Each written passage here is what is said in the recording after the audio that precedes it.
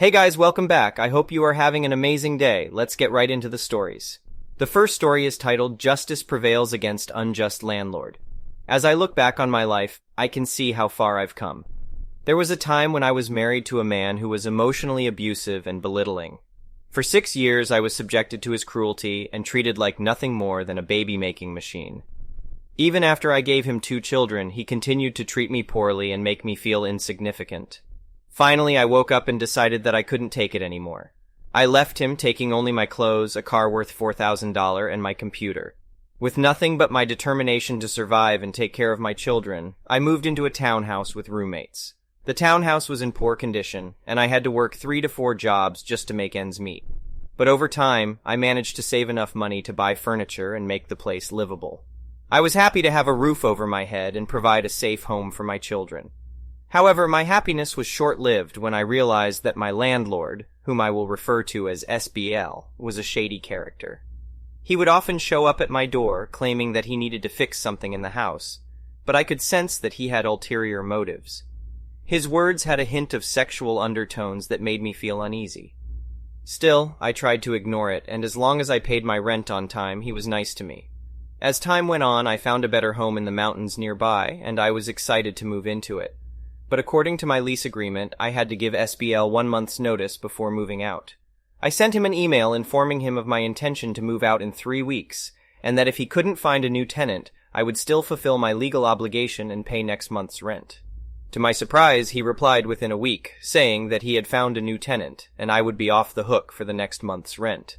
But a couple of days later, my roommate had a load of laundry running when the washing machine malfunctioned and water flooded the entire kitchen and living room. We did our best to clean up the mess, but the damage was severe. SBL had to call in an appliance repairman and insurance adjusters to assess the damage. They found that the washer had not been serviced for years and needed significant repairs. The next week was chaotic, with workers coming and going, and I had to take time off work to supervise the repairs. When it was finally time to move out, I was surprised to find that SBL had let himself in and was taking pictures of everything as the movers were packing up my stuff. He thanked me for my generosity in leaving the house clean and said that I wouldn't have to worry about my deposit. But just 2 weeks after moving out, I received a summons to appear in arbitration because SBL was suing me for damages. He claimed that I was responsible for the damage caused by the flooding and that I owed him money for repairs and a missed month's rent from the new tenant who backed out. I was shocked and couldn't believe that he was doing this to me. I had 10 days to prepare for the arbitration meeting. I was determined to fight back and not let him get away with his bullying tactics. I spent hours researching tenancy and landlord laws and gathered evidence to support my case. I also talked to other tenants who had similar experiences with SBL and got sworn statements from them. On the day of the meeting, I arrived in a power suit, ready to present my case. SBL went first and spent over 40 minutes presenting his case, which included frivolous claims, and as I was waiting for the police to arrive, I remembered how SBL used to harass me with his creepy behavior and sexual innuendos, and a surge of anger coursed through my veins. I knew that I couldn't let him get away with this kind of behavior, not only towards me, but towards any other vulnerable tenants that he might be preying on. Once I received my deposit back, I contacted the local tenants' rights organization to report SBL's abusive behavior. I spoke to a lawyer who was well-versed in landlord-tenant laws and regulations, and she agreed to take my case pro bono.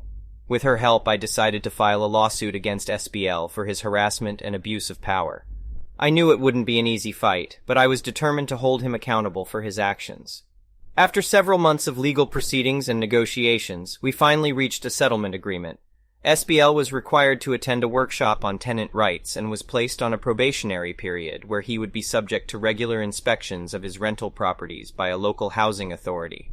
I was satisfied with the outcome, and I hoped that SBL would learn his lesson and change his behavior towards his tenants. However, I soon found out that the probationary period was not enough to deter him from continuing his abusive practices. A few months later, I received a call from a former neighbor who had just moved out of one of SBL's rental properties. She told me that SBL had threatened her with eviction when she complained about a leaky faucet in her bathroom. She also said that several other tenants in the building were experiencing similar issues but were too afraid to speak up. I knew that I couldn't sit idly by and watch SBL continue to mistreat his tenants. I contacted the local housing authority and reported the violations. Inspectors were sent to investigate the complaints, and they found numerous violations of housing codes and safety regulations. SBL was fined heavily and was forced to make extensive repairs to his properties. He was also placed on a watch list, which meant that any new rental property he acquired would be subject to rigorous inspections before he could rent it out. In the end, justice was served, and SBL was finally held accountable for his abusive behavior. I was glad that I had taken a stand against him, and I hoped that my actions would inspire other tenants to do the same. Update. I recently found out that SBL has sold off all his rental properties and moved out of town. While I'm relieved that he's no longer a landlord, I'm still vigilant about ensuring that all tenants are treated with respect and dignity. I have continued my work with the Tenants' Rights Organization and have become an advocate for renters' rights in my community. I believe that every tenant deserves to live in safe and habitable housing and should be treated with fairness and respect by their landlords. In my opinion, this story is a prime example of how persistence and determination can pay off in the end. It's amazing to see how the author went from being a victim of a bully landlord to being the one who triumphed in the end. The way she gathered evidence and built her case was impressive, and it's great to see that justice was served. It's also inspiring to see how the author didn't just stop at winning the arbitration case, but went on to warn others and even camped out to get her deposit back. Overall, this story is a reminder that even in tough situations, it's important to stand up for oneself and not back down. The next story is titled, Neighbor Replaced Fence with a Brick Wall and Stole Property, Claims He Owns Garden. My grandparents had been living in their home for over 40 years, and in all that time, they had never had a problem with their neighbor. He seemed friendly enough, always greeting them with a wave and a smile when they passed by his house. But over time, they began to notice a change in his behavior. He started to become increasingly irritable, finding fault with anything my grandparents did, no matter how small or insignificant. One day when my grandparents were away on vacation, their neighbor seized the opportunity to make a bold move. He decided to replace the fence between their properties with a large brick wall, claiming that it was his right to do so. When my grandparents returned home, they were shocked to find the wall blocking off half of their yard and damaging their beloved flower garden. When they told me what had happened, I was furious.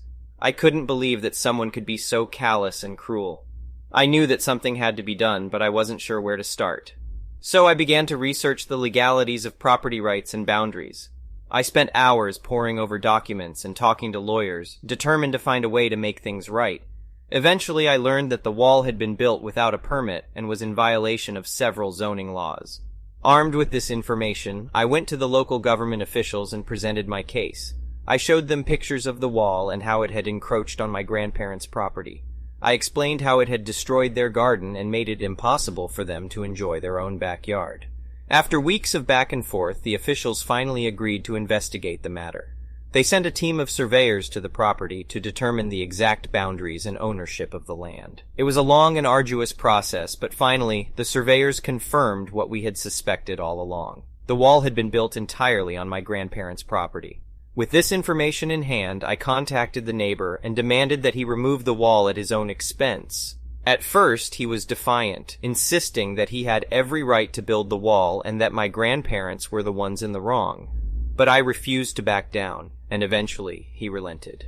However, just when we thought the matter was settled, things took a sudden and unexpected turn. One night my grandparents woke up to find that their car had been vandalized. The windows had been smashed and the tires had been slashed. We immediately suspected the neighbor, but we had no proof. It wasn't until a few weeks later that we finally caught him in the act. My grandparents had installed security cameras around their property, and one night, they captured footage of the neighbor trying to sneak into their yard. We called the police, and they arrested him on the spot. It turned out that he had been angry with my grandparents for standing up to him and insisting that he remove the wall. He had taken it as a personal affront and had decided to get revenge by damaging their property. The police charged him with vandalism and trespassing, and he was ordered to pay for the damages to the car.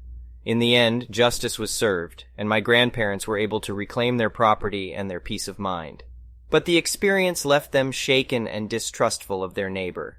They never spoke to him again and made sure to keep a close eye on their surroundings. The whole ordeal was a reminder of how important it is to stand up for what's right, even in the face of adversity. It also showed me the power of perseverance and determination. If we had given up at any point during the process, we may have never been able to reclaim our property or bring our neighbor to justice. It took weeks of research, countless meetings with officials, and a lot of time and effort, but it was all worth it in the end. However, the story doesn't end there. A few months later, my grandparents received a letter in the mail from their neighbor. It was a written apology in which he admitted that he had been wrong to build the wall and damage their property. He also offered to pay for any remaining damages and to help them replant their flower garden. My grandparents were shocked by the gesture, but they were also relieved. It was clear that their neighbor had realized the error of his ways and was genuinely sorry for what he had done. They decided to accept his apology and allow him to make things right. Over the next few weeks, the neighbor worked tirelessly to repair the damage he had caused. He removed the remaining pieces of the wall and installed a new fence exactly where the old one had been. He also helped my grandparents replant their garden, spending hours in the dirt and sun, making sure that each flower was placed just right. It was a remarkable transformation, and one that no one could have predicted. My grandparents' neighbor had gone from being a bitter and vengeful person to a compassionate and kind-hearted one. They even started to chat with him from time to time, and the tension that had once existed between them had dissipated. The experience taught all of us an important lesson about forgiveness and the power of redemption. We never could have imagined that our neighbor would be capable of such a turnaround, but it just goes to show that people can surprise us in the most unexpected ways. In the end, my grandparents' yard was restored to its former glory, and their relationship with their neighbor was stronger than ever. It was a happy ending to what had started as a difficult and trying situation, and it left us all with a sense of hope and optimism for the future. In my opinion, this story is a great example of how standing up for what's right can ultimately lead to a positive outcome. It's inspiring to see how the protagonist worked tirelessly to fight for his grandparents' property rights, and how their determination paid off in the end. The fact that the neighbor ultimately apologized and made things right was a great reminder that people can change and that forgiveness can go a long way. Overall, it was a heartwarming story that left me feeling hopeful and optimistic. The next story is titled, Airbnb Hosts Unfair Review Backfires, Costing Them Hundreds. I was eagerly anticipating a weekend trip with my girlfriend and her beloved dog. We had planned to attend a friend's wedding in a nearby town, and we thought it would be great to rent an Airbnb that would allow us to bring the furry friend along. After scouring the platform, we finally found a lovely place that ticked all the boxes. It was affordable, pet-friendly, and in a convenient location. We arrived on a sunny Friday afternoon, excited to get settled into our home away from home. We were greeted by the owner, who introduced himself and gave us a brief tour of the property. Everything seemed fine, and we were pleased with the space. A few minutes later, we took the dog outside to stretch her legs, and the owner followed us out. He noticed the dog and asked if we had disclosed her presence during the booking process. I realized that I had forgotten to tick the box that indicated we were bringing a pet, and I immediately apologized and offered to pay the $25 fee. However, the host refused to take the money, saying that he loved dogs and that it was no big deal. Over the next 2 days, we enjoyed our stay at the Airbnb. We kept the place clean and tidy, and the dog was well behaved, so we didn't encounter any issues. On the day of our departure, we received an email from Airbnb asking us to leave a review of our experience. I was pleased with our stay, so I left a glowing 5-star review, praising the property and the owner for their hospitality. However, my happiness was short-lived when I received a notification that the host had left me a review that wasn't as kind. In his review, he accused me of not disclosing the dog's presence and of leaving her alone in the house for hours on end. I was taken aback by his accusations, as we had made it clear that we were bringing the dog and had never left her alone in the house. I tried to reach out to the host to resolve the issue, but he didn't respond. Feeling wronged, I contacted Airbnb's customer service team to report the unfair review. They told me that they would investigate the matter and get back to me within a few days. In the meantime, I tried to move on from the experience and enjoy the rest of my weekend. A few days later, I received an email from Airbnb's security team informing me that they had looked into the matter and had found that the host had violated their policies by showing up unannounced at the property. They also confirmed that my dog had not caused any damage or left any mess, and that there was no evidence to support the host's claims that we had left her alone for extended periods. As a result of their investigation, Airbnb refunded 2/3 of our stay, which amounted to around $200. While I was happy with the resolution, I still felt wronged by the host's unfair review. I decided to write a response to his review, detailing the events of our stay and pointing out the discrepancies in his claims. A few days after my response was posted, I received a message from the host himself.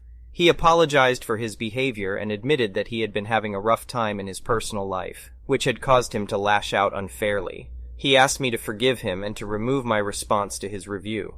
I was touched by his apology and agreed to remove my response. However, the story doesn't end there. A few weeks later, I received a call from Airbnb's legal department. They informed me that they had received multiple reports from other guests who had stayed at the host's property and had also experienced unprofessional behavior and mistreatment. As a result, Airbnb had decided to take legal action against the host and revoke his listing privileges on the platform. They also offered me an additional $500 in compensation for my troubles. I was shocked to hear about the extent of the host's misbehavior and grateful to Airbnb for taking decisive action. It made me realize how important it is for platforms like Airbnb to have robust policies in place to protect their users from abusive hosts or guests. I was also pleased to see that my decision to report the unfair review had ultimately led to justice being served. It felt good to know that I had played a small role in holding the host accountable for his actions, and ensuring that other guests would not have to endure the same mistreatment. In the end, the experience taught me an important lesson about standing up for myself and not letting others take advantage of me. It also reminded me of the power of online reviews and how they can influence the decisions of future guests.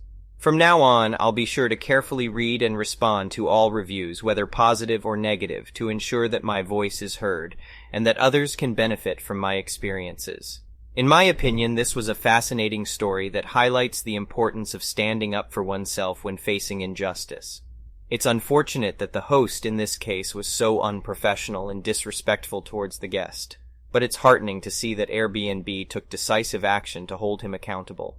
It's a reminder of the power of online reviews and how they can be used to help others make informed decisions. Overall, I think the guest handled the situation with grace and integrity, and I'm glad that justice was ultimately served. The last story is titled, "Drank a Beer So I Wouldn't Be Forced to Babysit for My Cousin's Wedding." My cousin's wedding was a big deal for our family. We had all been looking forward to it for months, especially since it was going to be held in a beautiful countryside estate that had been rented out for the occasion. But for me, there was always the underlying dread that I would once again be stuck babysitting the younger kids. You see, as the youngest of my generation, I had been designated as the go-to babysitter for all family events. It didn't matter if it was a birthday party or a holiday gathering, I was always expected to take care of the kids so that the adults could relax and have fun. It wasn't that I disliked kids, but I was tired of always being the one responsible for them. I wanted to be able to enjoy myself without worrying about watching them every second of the night. So when my mom promised me that I wouldn't have to babysit at my cousin's wedding, I was over the moon. I had big plans for the night. I was going to try all the different craft beers that were being served, dance the night away, and hopefully even meet some cute girls. But as soon as we arrived at the estate, my aunt informed me that the sitter had canceled and I would be responsible for watching the kids. I tried to argue with her, telling her that my mom had promised me I wouldn't have to babysit, but she was adamant. "You're young and energetic," she said. "The kids will love spending time with you." I felt trapped, but I didn't want to let it ruin my night. I decided to make the best of it and try to have fun with the kids. But as soon as we entered the reception hall, chaos ensued. The kids were running around, screaming and knocking things over. I tried to calm them down, but it was no use. As I was struggling to get a handle on the situation, my uncle handed me a beer. At first, I hesitated. I'd never been much of a drinker, and I didn't want to do anything that would put the kids in danger. But then I figured that a little liquid courage might make it easier to handle the kids. I took a sip and felt the tension start to melt away. I started to relax and actually have fun with the kids. We played games and danced to the music, and I even got some compliments from the other guests on how well I was handling the situation. But then my aunt walked over and saw me with the beer. She immediately started yelling at me, telling me that I couldn't drink while I was responsible for the kids. I tried to explain that I didn't have a choice, but she wouldn't listen.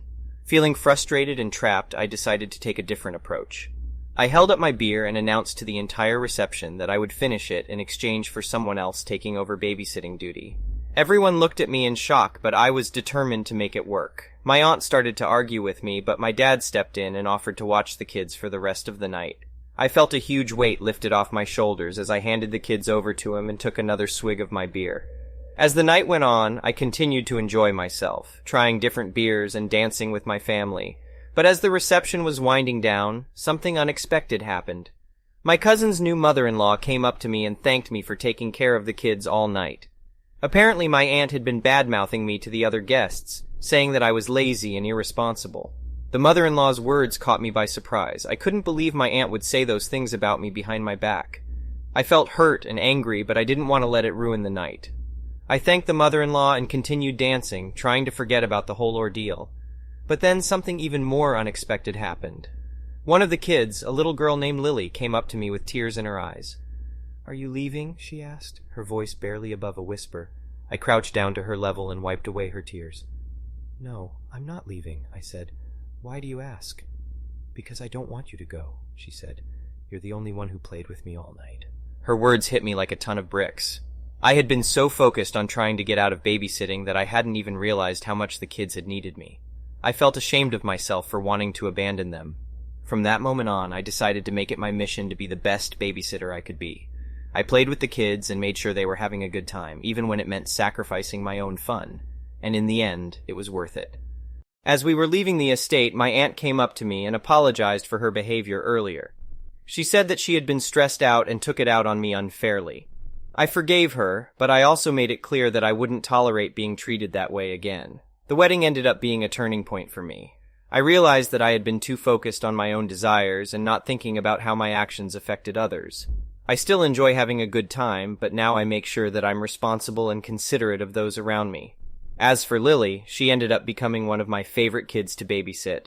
She always had a smile on her face and reminded me of why I love spending time with kids in the first place. Update: since the wedding, I've continued to be a reliable and responsible babysitter for my family. In fact, I've even started volunteering at a local children's charity, where I get to work with kids from all different backgrounds. It's been a fulfilling experience and has taught me even more about the joys of spending time with kids. In my opinion, this story was really relatable. I think most of us have been in situations where we feel like we're being taken advantage of, and it's hard to know how to stand up for ourselves without causing conflict. I liked how the protagonist was able to find a creative solution to his problem and still have a good time at the wedding. And the twist with the little girl at the end was really heartwarming. Thank you for watching. I would really appreciate it if you could like the video and subscribe to our channel if you haven't already. We'll see you again tomorrow.